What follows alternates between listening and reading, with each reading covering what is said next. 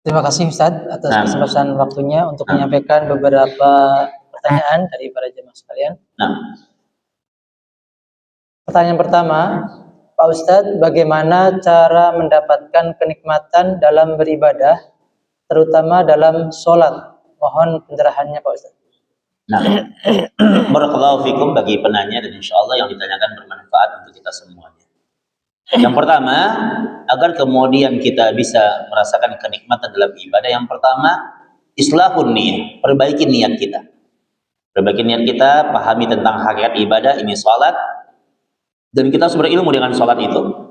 Jadi kita harus tahu bahwa sholat adalah sebuah amalan yang akan menyelamatkan kita dari urusan dunia kita dan urusan akhirat kita. Sholat itu dia tampil ketika nanti kita meninggal dunia. Sholat tampil di setiap tahapan kehidupan kita setelah kematian kita. Sholat menjadi penolong bagi orang-orang di alam kuburnya. Sholat menjadi kebaikan bagi orang ketika dia dibangkitkan dari alam kubur. Sholat menyelamatkan seseorang pada peristiwa padang mahsyar. Sholat membantu seseorang berada di yaumul hisab, yaumul mizan, bahkan ketika dia meniti asyirat. Maka kata Nabi, kita pahami bahwa sholat itu penolong. Bahkan sholat itu sebagai penerang lentera alam kubur bernama sholat. Kata Nabi kita, di antara sifat kuburan adalah kuburan itu sifatnya muslimatun azlam. Kuburan punya sifat kegelapan di atas kegelapan. Tempat yang paling gelap di dunia adalah kuburan. Kalau kita pejamkan mata kita sekarang, kita pejamkan mata kita, ini gelap ini. Tapi ingat, ada sesuatu yang lebih gelap dan itu bernama kuburan. Dan Nabi kita mengatakan, kata Nabi kita, fayunawwiruha bis-shalah, terangi alam kuburmu dengan ibadah sholat. Kita coba lihat di dunia, Pak. Kita kadang-kadang lampu mati baru 5 menit aja udah panik kita. Kadang-kadang udah kita kata-katain tuh PLN gitu kan. Apa ini gitu kan. Marah-marah kita, lampu mati cuma 5 menit doang, udah marah kita. Ya, kebayang nggak kalau orang kemudian dia meninggalkan sholat, ya, dan kita tahu bahwa lamanya manusia di alam kubur itu lebih lama daripada dia hidup di dunia. Kebayang nggak kalau sepanjang dia berada di alam kubur, sepanjang berada di alam kubur, maka dia gelap. Apa yang akan dia rasakan? Antum coba kalau lampu mati, listrik padam sehari aja, udah panik kita. Tapi kebayang nggak kalau sepanjang hari, sepanjang tahun, ingat, dan alam kubur itu lebih lama daripada hidup di dunia. Maka ingat ikhwan, maka kalau ini dipahami, maka insya Allah kita bisa memaknai ibadah sholat. Itu yang pertama. Yang kedua, bagaimana kita merasakan agar kita bisa tenang beribadah? Kata para ulama, jauhi yang haram. Jauhi yang haram. Karena kalau yang haram itu masuk melalui mulut kita, dan kita nikmati jadi darah dan daging dalam tubuh kita, maka yang haram itu kerjanya otomatis. Dia akan bikin pelakunya bikin nggak tenang ibadah. Bikin nggak tenang ibadah. Hanya ada seseorang yang kemudian pernah ngadu sama Imam Hasan al-Basri rahimahullah ta'ala. Dia bicara, kemudian dia bilang dia sholat nggak pernah tenang. Kadang dia berupaya sholat, Allahu Akbar, dia berupaya buat tenang ini. Berupaya buat tenang. Pas lagi dia takbir, lagi berdiri selamat dia, tenang dia. Kemudian diserang oleh syaitan pada saat ruku. Nah, ruku nggak tenang. Ruku selamat dia, diserang oleh syaitan pada saat sujud. Ya. Aman dia di rakaat yang pertama, diserang oleh syaitan pada rakaat yang kedua. Kalau seandainya salat itu kemudian bisa khusyuk, ya, kemudian tiba-tiba nggak khusyuk, lalai, kalau seperti itu maka boleh jadi ini memang perkara berkaitan dengan dosa ya. Tapi kalau dari awal sampai akhir nggak pernah khusyuk, maka kata ulama itu disebabkan oleh makanan yang haram. Jadi kalau kadang-kadang khusyuk, kadang-kadang enggak, nah ini kadang-kadang normal-normal saja. Ini hanya berakibat akan mengurangi pahalanya. Ya. Nah, ini memang diakibatkan oleh dosa. Tapi kalau dari awal sampai akhir enggak bisa khusyuk, maka boleh jadi dia telah menikmati sesuatu yang bukan haknya. Nah, jadi kalau ada orang yang susah untuk khusyuk sholat, baca Quran enggak tenang, ya, kayaknya lebih nikmat baca Facebook ketimbang baca Quran. Kayaknya lebih betah baca WhatsApp ketimbang baca Quran. Ya, kalau baca WhatsApp, baca Facebook 2 jam nggak kerasa. Baca Quran 15 menit langsung ngantuk. Nah, kalau itu terjadi maka waspadai. Boleh jadi ada sesuatu yang bukan hak kita ambil. Ya, berzikir tidak tenang umpamanya. Padahal zikir itu menjanjikan ketenangan. Maka cek ya. Jadi agar kita bisa menikmati ibadah, pertama apa? Pahami, berilmu dengan ibadah itu jauh yang haram, dan hendaknya kita tahu hakikat ibadah. Jadi kalau kita sholat, pokoknya kita baca Al-Fatihah. Mungkin kalau kita baca Al-Fatihah, mungkin kita mungkin huruf per huruf, kata per kata, mungkin kita nggak tahu artinya. Minimal kita tahu secara global saja. Tahu global, alhamdulillah rabbil alamin, kita memuji Allah, Rabb semesta alam. Rahmanir Rahim, menunjukkan Allah itu sayang sama kita. Nah, kita mengetahui hakikat globalnya, maka insya Allah itu akan mengantarkan kita kepada tenang untuk ibadah kepada Allah Subhanahu wa Ta'ala. Ya. Dan kemudian kata para ulama, ini terakhir, kalau kita ingin tenang ibadah, terutama sholat sesuai dengan pertanyaannya, maka kita penting untuk punya persiapan. Para ulama kita mengatakan orang yang sholatnya terburu-buru, sholatnya tergesa-gesa, sholatnya serba mepet, zuhur mepet ke asar, asar mepet ke maghrib, maghrib mepet ke isya, isya selalu jam 12 malam umpamanya. Begitu cara dia sholat, orang ini dipastikan dia nggak bisa tenang dengan ibadahnya, karena dia ibadah hanya sekedar menggugurkan kewajiban. Tapi ibadah itu butuh persiapan. Makanya kenapa kita disuruh untuk menunggu waktu sholat, duduk dengan tenang, karena itu akan mempengaruhi ibadah kita. Bahkan kata ulama, kita berwudu kita. Ketenangan kita dalam berwudu itu menentukan ketenangan kita dalam sholat. Jadi ulama kita mengatakan kalau ada orang yang wudunya asal-asalan, berwudu dia asal-asalan, maka itu akan menunjukkan sholatnya akan asal-asalan. Antum lihat, kalau ada orang yang wudunya asal-asalan, lihat sholatnya pasti asal-asalan juga. Itu menentukan. Nah, maka kata para ulama, tegakkan dengan syarat yang melengkapi. Makanya kenapa kepada kita berwudu harus dengan air yang bersih, dengan tenang berwudu. Nah, boleh jadi ada orang yang kemudian, kata para ulama, kalau ada orang yang rusak wudunya, itu akan rusak sholatnya. Saya pernah baca kitab Al-Fatawa, ada kadang-kadang wudu ini Pak, yang dianggap sepele oleh sebagian orang. Saya wudunya, saya sudah sempurna, saya cuci wajah saya. Tapi gini, perhatikan ini kaidah fikih ya.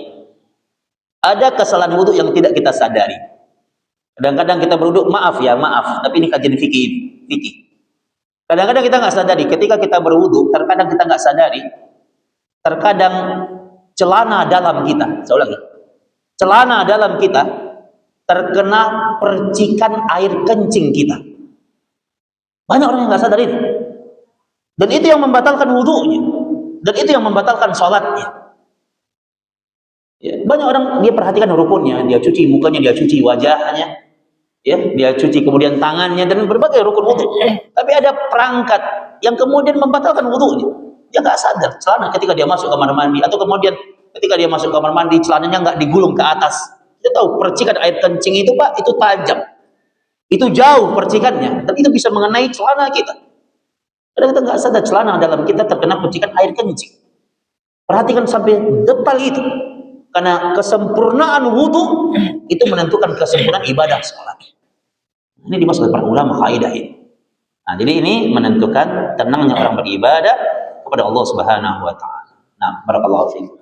Selanjutnya Ustaz, ada yang mengajarkan bahwa pada saat sholat dan membaca Al-Fatihah, pada ayat kelima disarankan jeda lalu dalam hati meminta atau doa hajat kita kepada, apakah itu dibolehkan?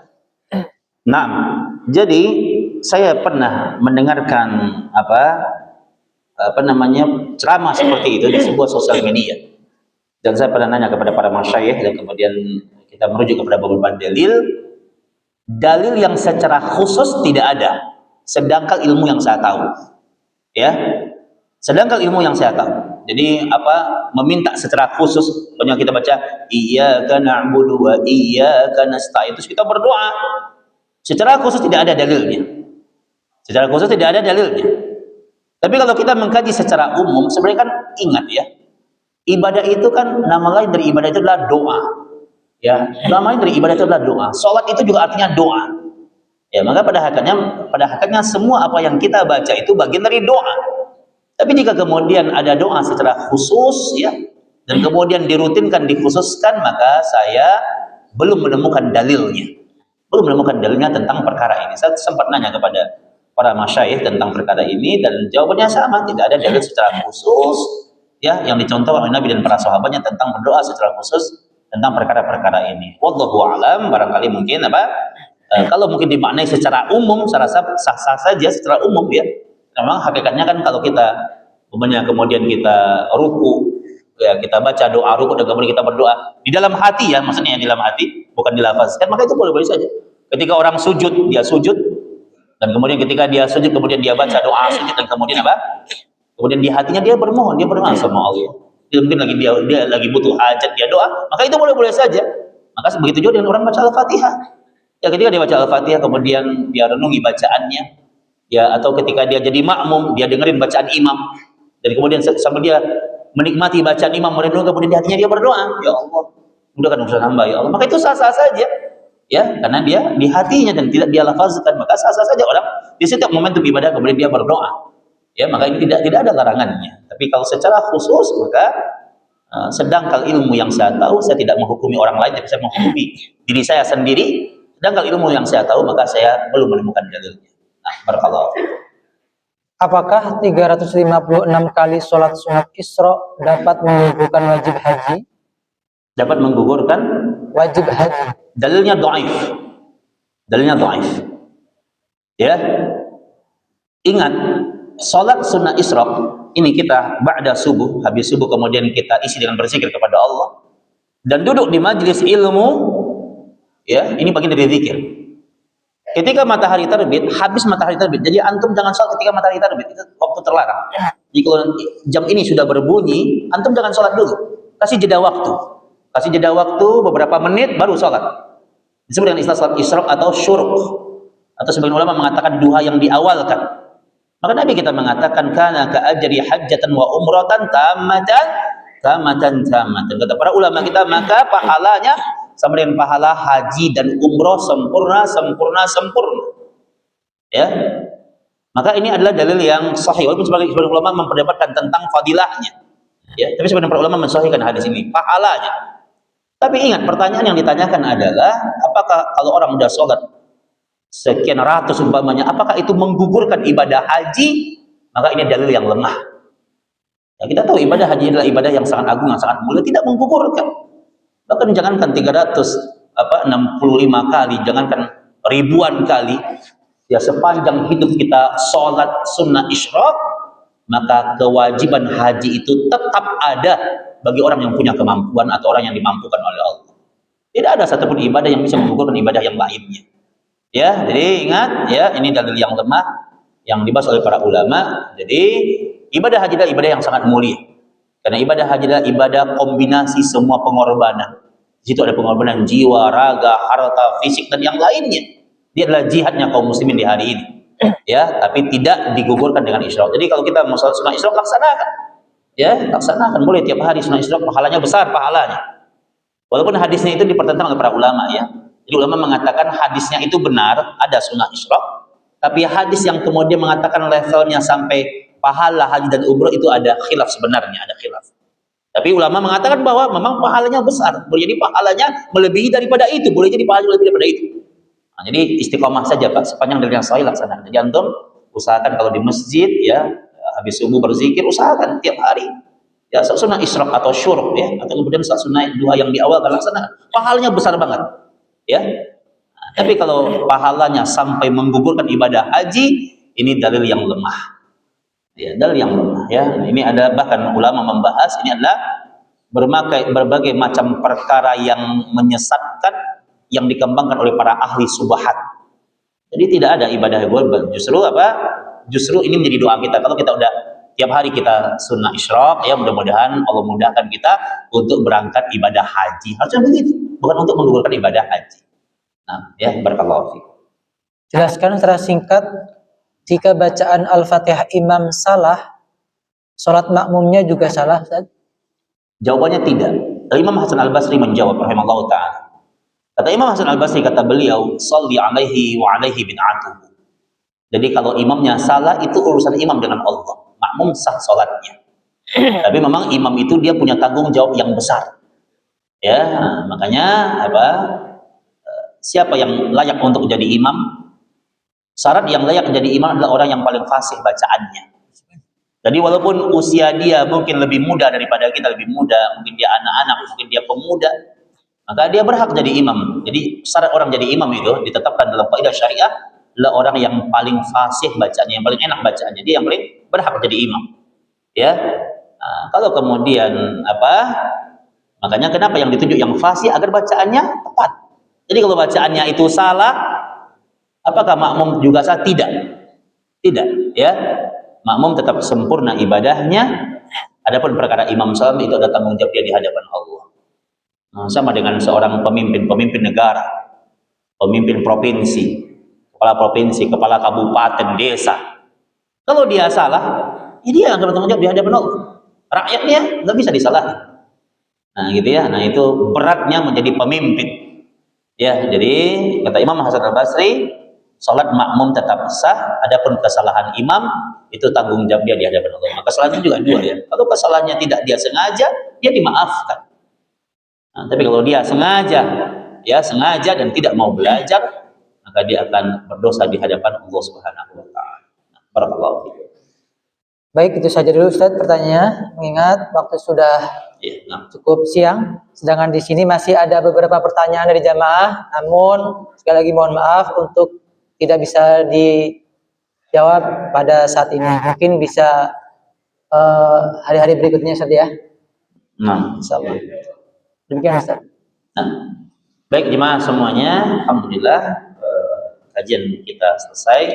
Mudah-mudahan Allah membimbing kita kepada jalan yang Allah ridhai, ya, menghidupkan kita dalam keimanan, dan mudah-mudahan nanti kita diwafatkan juga dalam keimanan, dan Allah mengumpulkan kita dalam kebaikan-kebaikan nantinya di hari akhirat di surganya Allah Subhanahu wa taala. Mudah-mudahan yang sedikit ini bermanfaat. Nafa'anallahu wa iyyakum bil ilmi nafi wal amal shalih. Wa sallallahu ala Muhammadin wa ala alihi wa sahbihi wasallam. Mari kita tutup dengan doa kafaratul majelis. Subhanallah. Allahumma wa bihamdika asyhadu an la ilaha illa anta astaghfiruka wa atubu ilaik. Wa akhiru da'wana alhamdulillahirabbil alamin. Assalamualaikum warahmatullahi wabarakatuh. Waalaikumsalam warahmatullahi